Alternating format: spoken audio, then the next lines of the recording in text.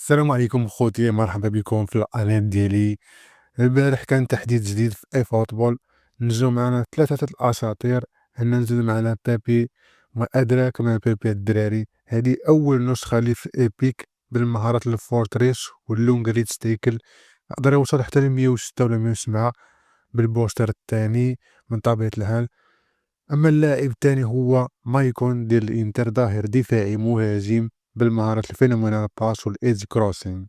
أما اللاعب الثالث سيرجي برجوان، ظاهر مدافع بالمهارات الإيدج كروسينغ. صراحة شوية قصير على حسابات ظاهر مدافع، شوية قصير بزاف. صراحة الدراري أنا كنظن بيبي غادي يكون من أقوى ديستروير في اللعبة، خاصو صراحة تطويرة خاصة ليه.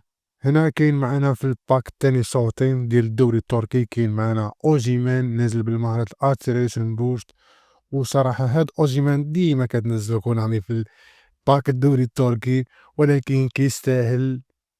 أما اللاعب الثاني هو رافا سيلفا البرتغالي بالفينومينال فينيس. أما اللاعب الثالث هو أوناتسو نازل بالمهارات البوليت هيلدر. صراحة الدراري اللي كان باغي كولر وما جابوش، هذا راكو الأخ ديالو صراحة.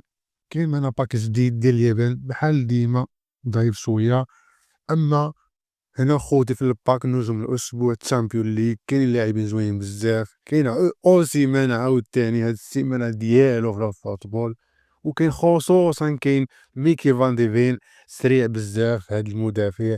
أنا جا عندي نسخة ديالو ديال نجوم الأسبوع، وصراحة كندخلو ديما بالتشكيلة الرسمية.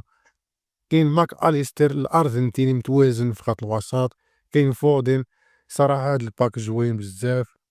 نمشيو للباك الثاني ديال نجوم الأسبوع، كاين معنا هاد الماكنة ديال التزرمدوكو البلجيكي، عندو الدريبلينغ والسرعة، ولكن الإنهاء ضعيف بزاف.